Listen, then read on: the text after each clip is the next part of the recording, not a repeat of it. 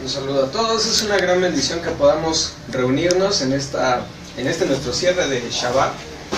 Les bendigo por haberse dado cita en este lugar a todos y cada uno de ustedes, todos los presentes, todas las personas que nos ven, nos van a ver en cualquier momento en la transmisión. ¿De acuerdo? Vamos a pasar a nuestro estudio de la palabra. Yo le voy a pedir que cierre sus ojos. Vamos a hacer una oración para poder conectarnos, estar en la misma frecuencia unos con otros, estar en la misma frecuencia que el Rey. Yo le pido que cierre sus ojos en su lugar.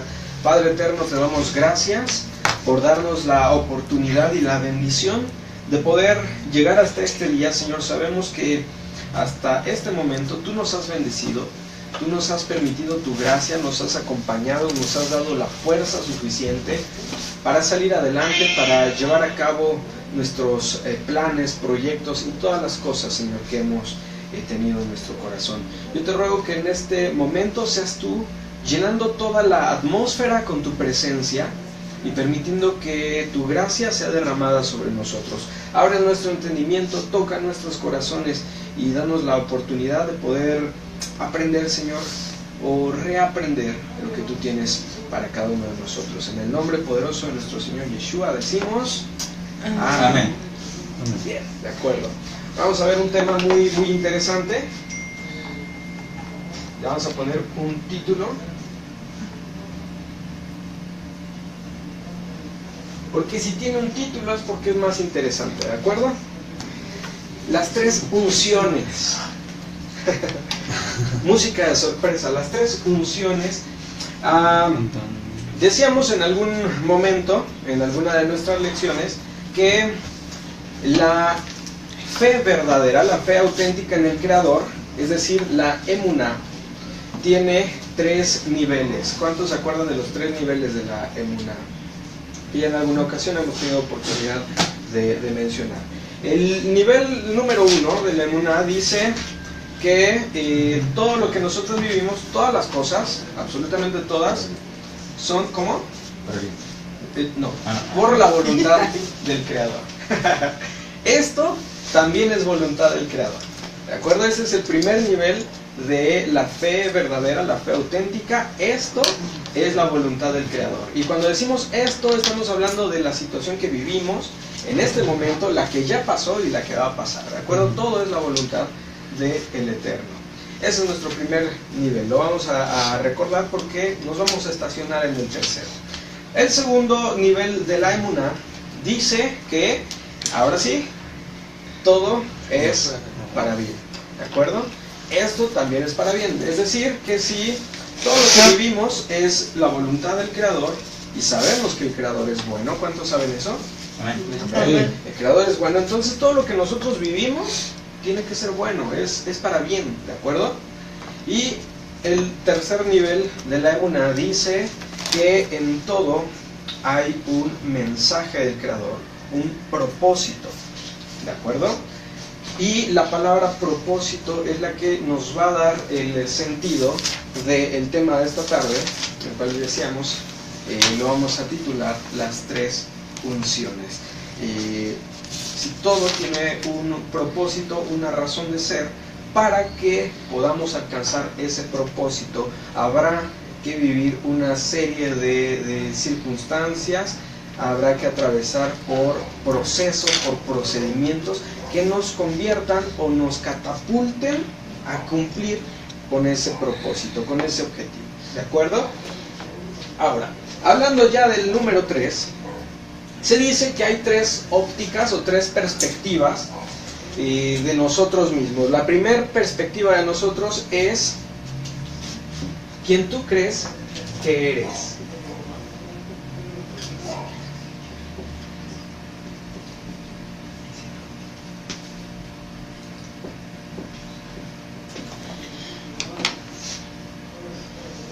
La primera perspectiva de la que hablamos es ¿quién crees que eres? La segunda es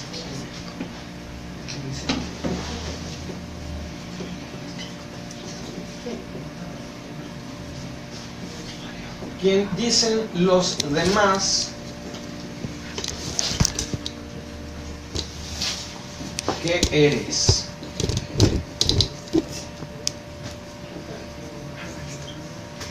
acuerdo? Y la tercera óptica es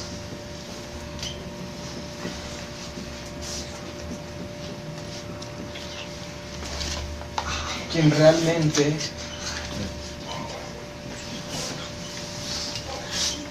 es. ¿De acuerdo? Vamos a repetir una vez más. Las tres ópticas de nuestra persona es quien tú crees que eres. La segunda es quien dicen los demás que eres. Y la tercera es quien realmente eres. ¿De acuerdo? Estas tres ópticas que tenemos de nosotros mismos, que vamos a recibir a lo largo de nuestras vidas, le va a dar sentido al mensaje que vamos a tratar esta tarde a través de las lecciones que vamos a aprender en la Escritura, ¿de acuerdo? Para ello le voy a pedir que abra su Biblia conmigo en el primer libro del profeta Samuel, capítulo 16.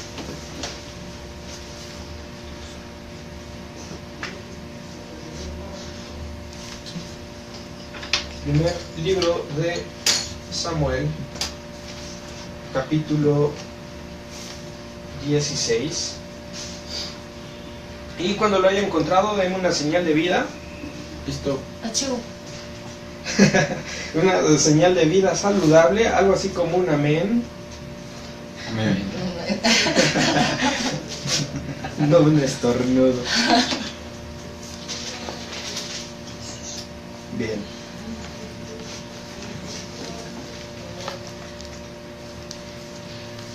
Yo estoy seguro que muchos se acuerdan de esta porción de la historia. Vamos a darle lectura. Dice la palabra de Dios: dijo el Eterno a Samuel: ¿hasta cuándo llorarás a Saúl, habiéndolo yo desechado para que no reine sobre Israel?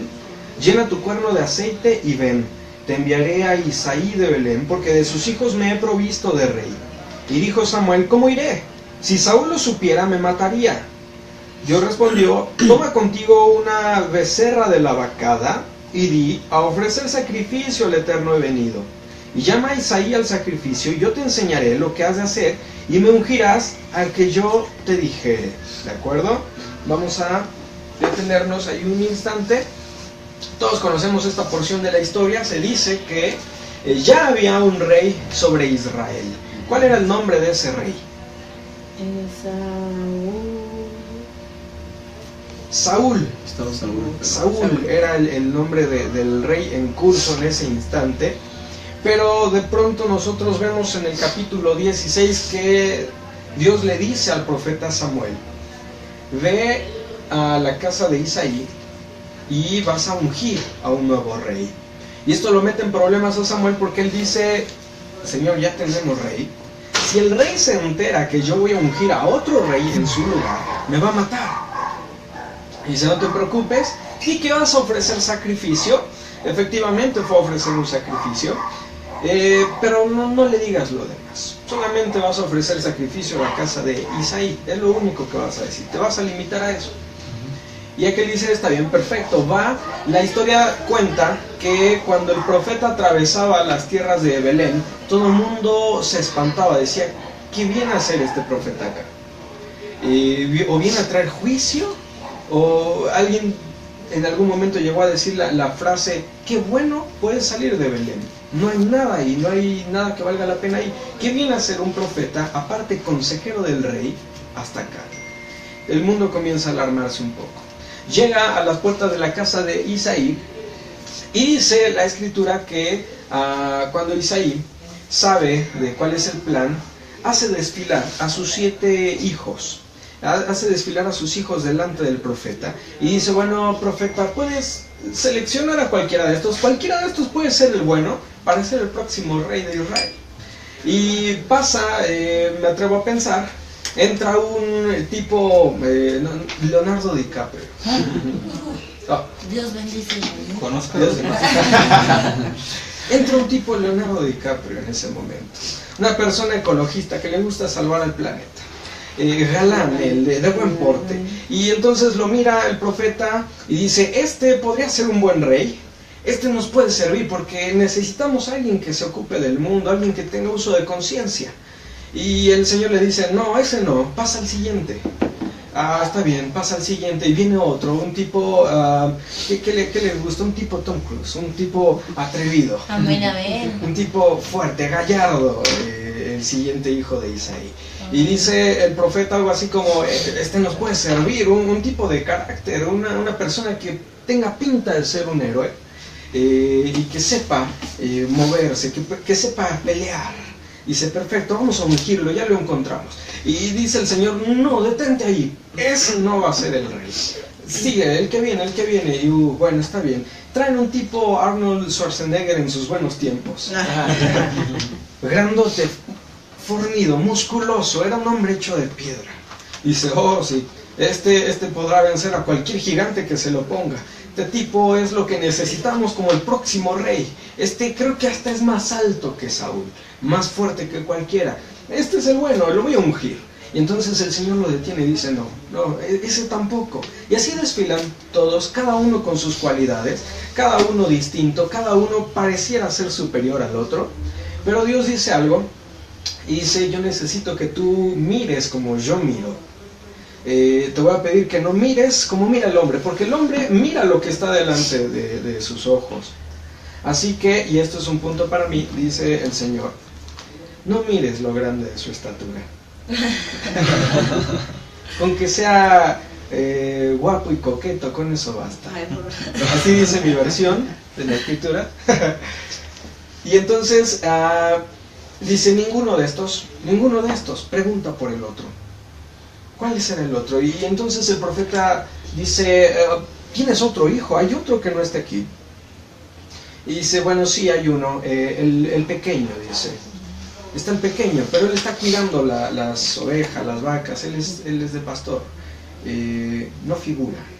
Esa palabra, el pequeño, no se refiere propiamente a la estatura, como quien les habla. Cuando está hablando acerca del pequeño, está hablando así como, está el otro, está el que nadie quiere, está el renacuajo.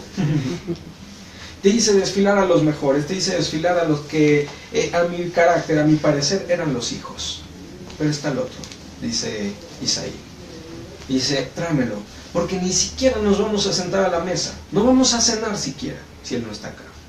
Y cuando lo traen, cuando mandan a llamar al renacuajo de la familia, no mira y dice, este tiene aspecto de pastor, tiene pinta de pastor, hasta el aroma tiene de pastor. Viene a cuidar ovejas. Y entonces el Señor dice, ese es el que yo quiero. Ese es el que tú vas a ungir en este momento como rey.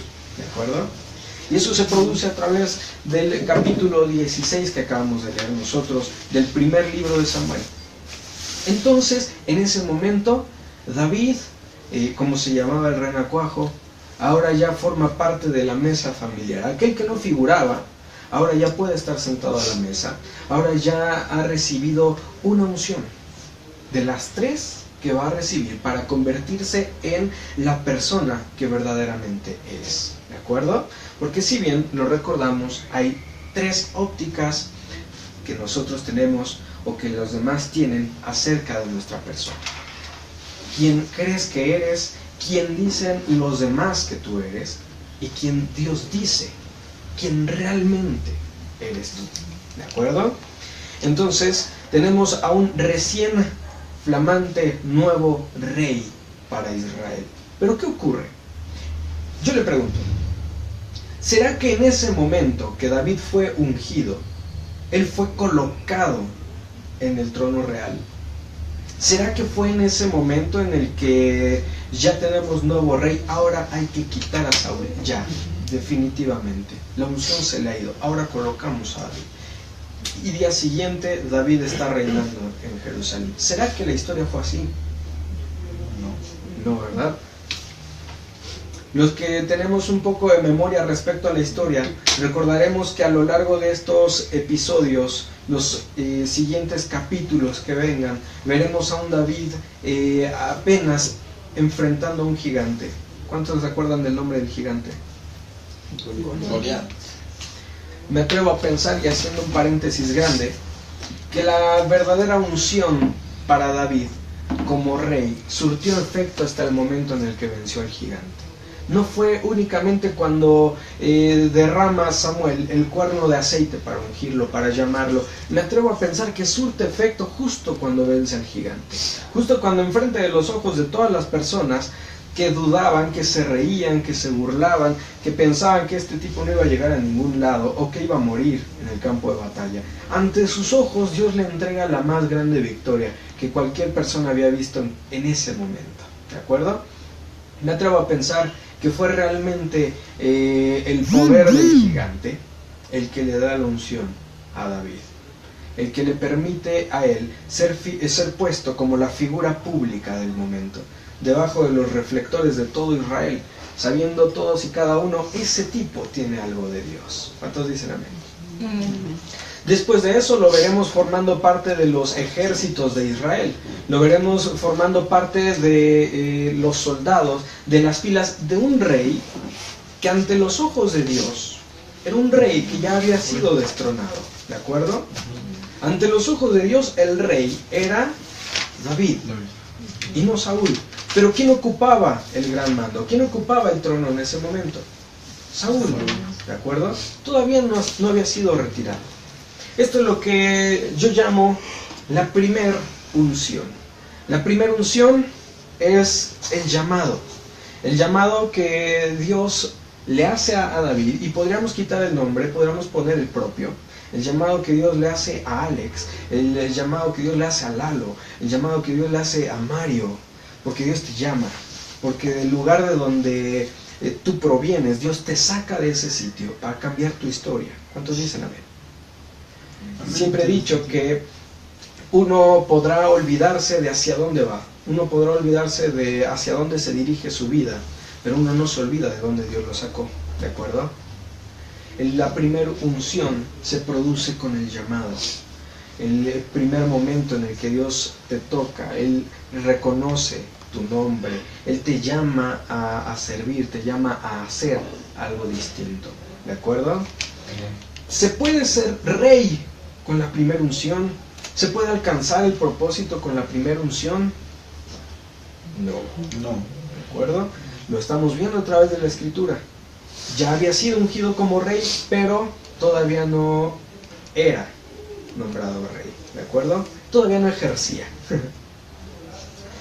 La segunda unción se produce en el mismo libro, el primer libro de Samuel, pero en el capítulo 22. Así que vamos a movernos un poquito en el tiempo. Primer libro del profeta Samuel, capítulo 22. ¿Ya lo tenemos todos? Sí. Dice la Escritura: yéndose luego David de allí, huyó a la cueva de Adulam. Y cuando sus hermanos y toda la casa de su padre lo supieron, vinieron allí a él. Y se juntaron con él todos los afligidos, y todo el que estaba endeudado, y todos los que se hallaban en amargura de espíritu, y fue hecho jefe de ellos, y tuvo consigo como 400 hombres. Y se fue David de allí a Mizpa de Moab, y dijo al rey de Moab: yo te ruego que mi padre y mi madre estén con vosotros, hasta que sepa lo que Dios hará de mí. Amén. La segunda unción ocurre tiempo más adelante. No dice exactamente cuánto habrá ocurrido. Tal vez habrán pasado semanas, quizá habrán pasado meses, o como en el caso de alguno de los patriarcas, habrán pasado años para que el plan o la promesa de Dios comenzara a tomar forma. No que surtiera efecto, no que se cumpliera el plan, sino que empiece a tomar forma. ¿Qué es lo que pasa cuando de pronto nosotros recibimos el llamado de Dios? Imaginemos que nos encontramos en la primera unción. Nosotros recibimos el llamado, comúnmente comenzamos a estudiar, a asistir a alguna congregación, tratamos de aprender cómo es que funciona la Biblia, cómo es que funciona el mecanismo de la oración. Nos encontramos en nuestros primeros pasos, pero de repente nos damos cuenta que el plan de Dios pareciera no surtir efecto o no estarse cumpliendo en nosotros. Y muchos claudican, muchos vienen abajo, muchos abandonan, porque a veces suele pasar que uno cree que si bien Dios me llamó, Dios ha de respaldarme. Y si Dios me respalda, las cosas tienen que salir bien, sí o sí. ¿Cuántos dicen amén? Amén. Pero ocurre lo contrario. Muchas veces pasa al revés. Muchas veces ocurre que cuando más depositamos nuestra confianza en Dios, Él demanda algo más de nosotros. Y como no lo entendemos, vemos que la crisis, los problemas nos empiezan a rodear hasta que nos consumen. Y nos preguntamos, ¿qué fue? ¿Dónde está Dios? ¿Dónde estuvo Él en este momento? Ocurre que cuando se entera el rey Saúl, dentro de nuestra historia, que ya iba a ser destronado de su reinado, que le iban a quitar el nombre, el título de rey, para dárselo a un desconocido David, él procura matarlo. Y entonces dice la escritura que David huye y sale hacia las cuevas, hacia las montañas, y se oculta en la cueva de Adulam, una cueva que fue nombrada gracias a él y a lo que ocurrió en ese lugar. Dice la historia que cuando David entra a Adulam, se entera su familia, se enteran sus hermanos, sus padres, los que no confiaban en él, se enteran. Y entonces todo el mundo va a buscarlo, todo el mundo se aproxima hacia donde está. Y entonces se ocultan con él. Y no solo eso, sino que el pueblo, un pueblo de 400 hombres, dice todos afligidos, todos necesitados, los que estaban tristes, los que estaban en amargura, 400 hombres en la misma cueva de David, le dicen, tú vas a ser nuestro líder, tú vas a ser Señor para nosotros, ¿de acuerdo?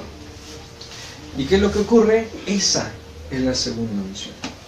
La segunda unción se produce en medio de las dificultades. La segunda unción no viene a la puerta de tu casa, sino que te saca de tu zona de confort. La segunda unción se produce para aquellos que supieron mantenerse y que pueden ser una fuente de inspiración para otros. ¿Cuántos dicen amén? La segunda unción entonces se produjo en el primer libro de Samuel,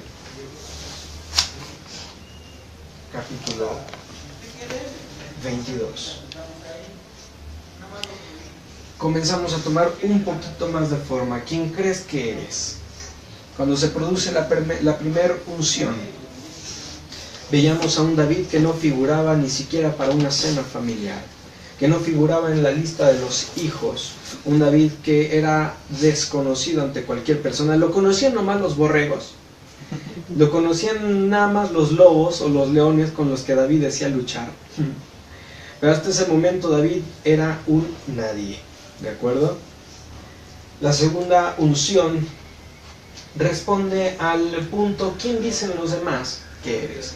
Cuando los afligidos, los necesitados, los tristes, los que estaban amargados, los que ya no daban una, miran a David y saben que David tiene algo distinto, saben que en David hay un propósito. No hay nada que mueva más a una persona que el propósito, ¿de acuerdo? Y es nuestra finalidad, es nuestro camino, encontrar cuál es el propósito de nuestras vidas. El día que tú encuentres tu propósito vas a mover las montañas. Encuentran el propósito en David y dicen, ahora tú vas a ser para nosotros líder, tú vas a ser para nosotros Señor, ¿de acuerdo? Y todo el mundo se une. Y a partir de ese momento, la segunda unción provocó que esas personas cambiaran el estado de ánimo y se convirtieran en el ejército más grande y más poderoso que ha tenido Israel en toda su historia. Los hombres valientes de David. Los que una vez fueron los menesterosos, los olvidados o afligidos, ahora van a ser los valientes que defiendan a la nación. Y a partir de ese momento David sería reconocido como un gran líder, un gran general, y eso lo iba a catapultar para el siguiente punto en su vida, ¿de acuerdo? Vamos a pasar entonces a la tercera unción. Esta se encuentra en el segundo libro de Samuel, capítulo 5. Segundo libro de Samuel, capítulo 5. ¿Ya lo tenemos? Sí.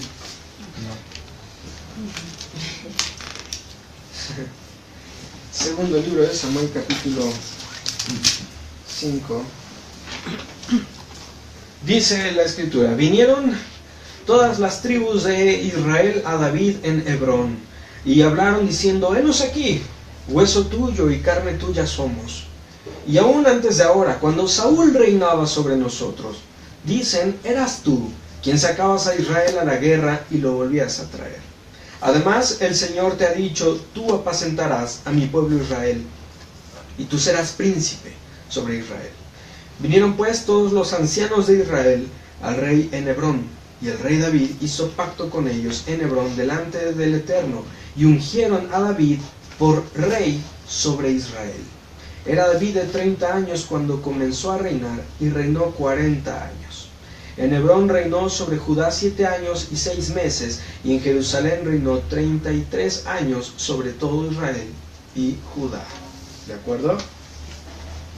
Es muy fácil darnos cuenta en este punto que se produce ya la tercera unción de la que estamos hablando en el segundo libro de Samuel.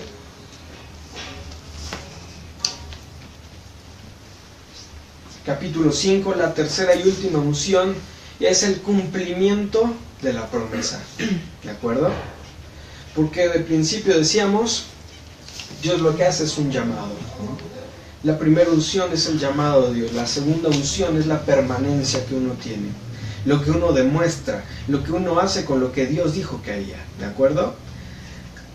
Es muy fácil darnos cuenta que en determinado momento el pueblo de Israel, durante sus 40 años de estadía en el desierto, no le faltó la presencia de Dios. Al pueblo de Israel no le faltó la presencia. Había nube que los protegía de día, había columna de fuego que les daba calefacción por la noche. Nunca les faltó la presencia. Pero ¿qué fue lo que ocurrió? Que no supieron qué hacer con la presencia, no supieron qué hacer con la unción. ¿De acuerdo? Ese proceso es el segundo punto. Y muchos nos quedamos ahí, a la mitad del camino. Muchos nos quedamos y nos conformamos con la primera unción, con el hecho de saber que fuimos llamados, pero no todos los llamados alcanzan a completar la carrera. No todos los que salieron de Egipto entraron en Israel. ¿Cuántos dicen amén? No todo Israel entró a la tierra prometida. ¿De acuerdo? No basta solamente con la primera unción. El llamado es esencial. Es irrevocable, dice la Escritura. Irrevocables son los dones y el llamamiento de Dios. Eso no te lo quita nadie. Fuiste llamado, ¿de acuerdo? La primera unción. La segunda es la que ocurre en medio de las crisis, de los problemas, de las tormentas. Esas tormentas de las cuales Dios, a través de la Escritura, dice: yo lo hice, yo lo provoqué. ¿Para qué? Para saber de qué tamaño era tu fe. Para saber si habías o no de cumplir con los mandamientos. Entonces dicen amén. Eso se lo dijo al pueblo de Israel. Todo esto lo hice yo para probarte en el desierto. ¿De acuerdo? Es en el desierto donde se produce la segunda unción. Y en ese desierto la unción es pública. Porque si te das cuenta, como ocurrió con David y como ocurre con nosotros, ¿qué pasa cuando de pronto tropiezas en tu caminar? Cuando de repente caes, cuando de repente tomas decisiones erróneas, ¿qué es lo primero que te dicen las personas más cercanas? Las personas que sabían de tu fe. Lo primero que te dicen es: ¿qué pasó? ¿Dónde está tu Dios? ¿Y dónde está tu fe? ¿No que orabas? ¿No que estudiabas la Biblia? ¿No que te congregabas? Cuando nuestro semblante es triste, cuando decidimos abandonar, lo primero que hacen es cuestionarnos nuestra fe. ¿Amén? Es como si Dios te dijera: hey, teníamos un trato tú y yo te dije que íbamos a cruzar, y si te dije que vamos a cruzar es porque cruzaremos. ¿De acuerdo?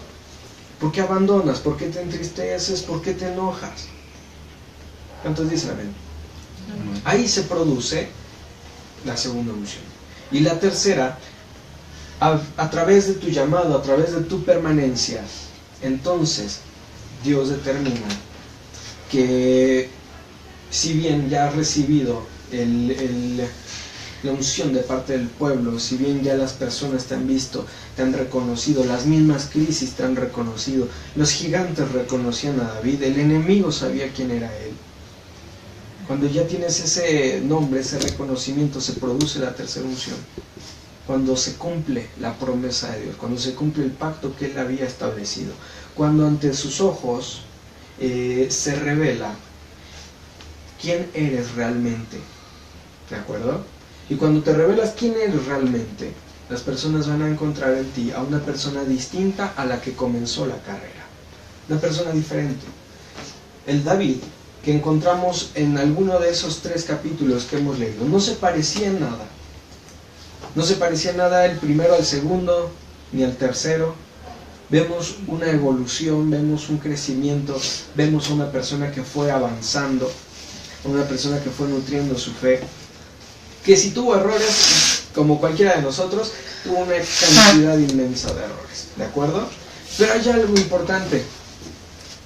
Este tercer punto, llegar a este tercer punto, ser quien realmente eres, quien Dios dice que eres, ese es el punto medular, es el punto clave. Es lo que nosotros deberíamos de preguntarnos cada día cuando amanece.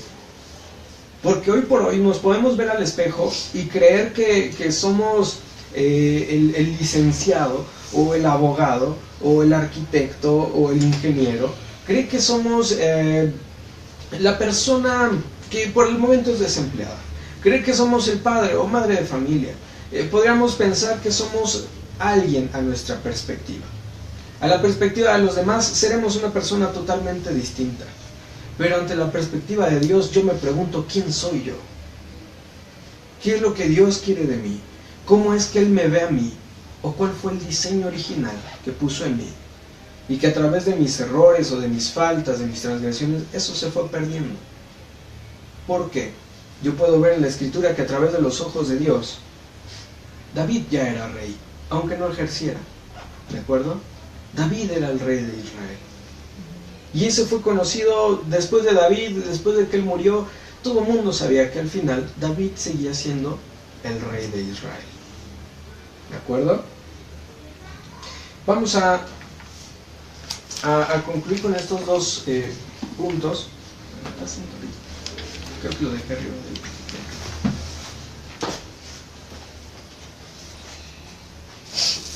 Ya hablando acerca del propósito, quiero que reconozcamos un par de nombres en el lenguaje hebreo que nos van a ayudar a recordar y a tener bien presente este aspecto del propósito. Por un lado vamos a escribir el nombre de Jacob.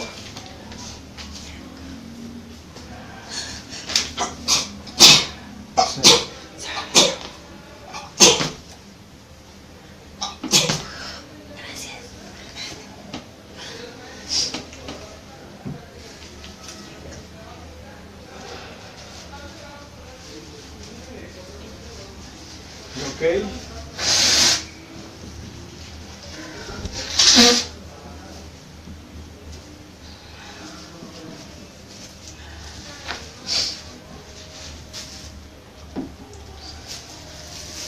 Y por otro lado, este es el nombre de Jacob.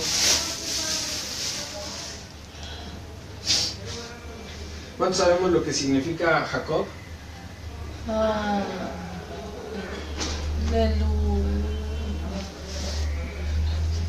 Sí, el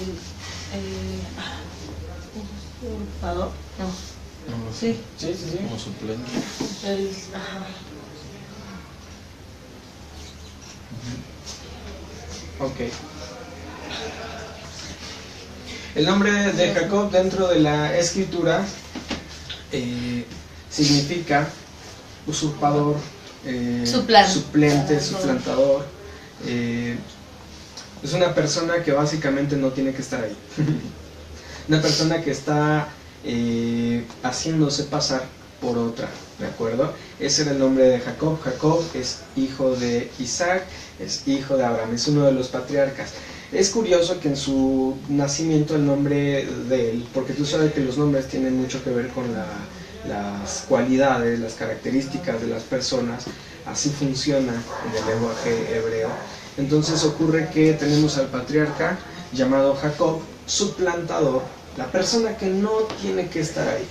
Muchas veces ocurre algo así.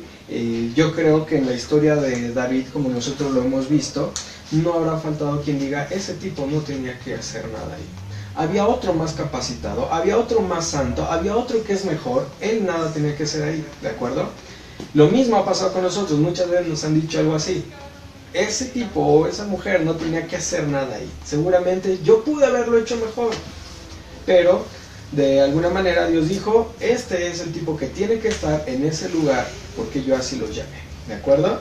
Ocurre que en el libro de Génesis capítulo 32, lo voy a poner aquí, Génesis 32.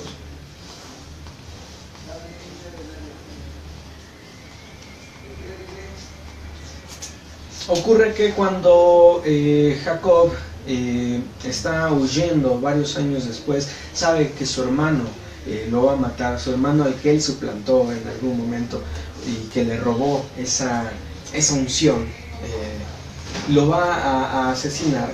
Dice la historia que Jacob sale huyendo en la noche y en una de esas noches él se encuentra con un ángel, ¿de acuerdo? Hemos escuchado mucho esa historia del ángel que lo enfrenta, tiene una batalla con él. Hay muchas interpretaciones respecto a la batalla. No nos vamos a detener en ella, sino en el punto final. Cuando el ángel le dice, tienes que dejarme porque raya el alba, está por amanecer y yo tengo que irme. Y dice la escritura que Jacob se aferraba a él y decía, no te voy a soltar, no te voy a dejar hasta que me bendigas. ¿Cuántos dicen amén? Esto es lo mismo de, sabes, yo no voy a abandonarte, yo no voy a soltar, yo no voy a rendirme hasta que no me den la segunda unción. Porque el llamado lo tenía, ¿de acuerdo? Pero que se produjera, que empezara a tomar forma a través de las crisis, es solamente para el que se aferra. La misma escritura dice, el reino de los cielos es para los valientes, ¿de acuerdo? Solamente los que son valientes, solamente los que son violentos en ese sentido, pueden arrebatarlo, ¿de acuerdo? Y Jacob dice, yo no me voy, yo no te voy a soltar, no me voy a rendir, porque estoy aquí en el punto de recibir la segunda unción. Y entonces dice, está bien, dime cómo te llamas. Me llamo Jacob. ¿Te llamas Jacob?, le pregunta. Dice, bueno, ya no se va a llamar más tu nombre Jacob. Y ahí ocurre la unción de Jacob. Y lo llama. ¿Cómo es que lo llama? Que dicho sea de paso, es el nombre más hermoso que uno va a encontrar en la Biblia y el que más se va a repetir. No sé por qué razón, pero tal vez haya un propósito en ello. Por cierto, yo me llamo Israel. Bien. Entonces, sí. Castigo divino. Castigo divino. Entonces le cambia el nombre y lo llama ahora Israel. Ya no vas a ser Jacob, ahora vas a ser Israel. ¿De acuerdo? Y vamos a escribirlo, vamos a intentar escribirlo por acá.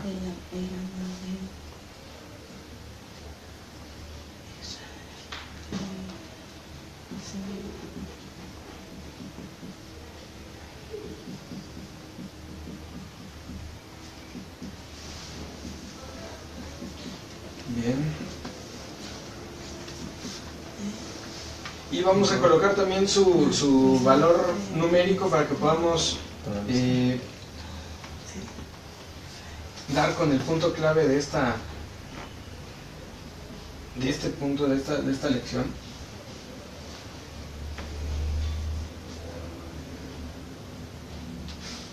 Bien. Esta es la forma de escribir Jacob. Y la parte de abajo es la forma de escribir el nombre de Israel. En cuanto a valores numéricos, como en algún momento hemos tenido oportunidad de estudiarlos, el nombre de Jacob equivale finalmente al número 2. Y el nombre de Israel finalmente equivale al número 1. El número 2. El número 2 que nosotros tenemos ahí de Jacob también refiere a la palabra ta'avá. La palabra ta'avá se refiere a los deseos humanos o los deseos carnales, a las pasiones de cualquier persona, de cualquier ser natural. Pero el número 1 que tenemos acá abajo, después de que se produce la unción, el número 1 que hace su aparición aquí es el mismo valor numérico que la letra Aleph. La letra Aleph representa al Creador. La letra Aleph por sí sola representa la conexión o el punto de unión entre el cielo y la tierra. ¿De acuerdo? Entonces nos damos cuenta que al producirse la segunda unción, en medio de las dificultades, en medio de los problemas, aquel que fue suplantador, aquel que estuvo conectado a sus pasiones humanas, sus pasiones carnales, a sus debilidades, fue transformado en alguien que iba a ser un representante del Creador, un representante de Dios. Un hombre cuya santidad, cuyo carácter, iba a promover la conexión entre el cielo y la tierra. ¿De acuerdo?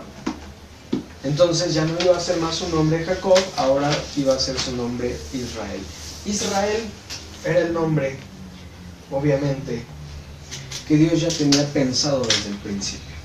Era el nombre que Él ya tenía establecido desde su pensamiento y en su corazón. Ya Dios conocía la historia, ya Dios conocía la identidad.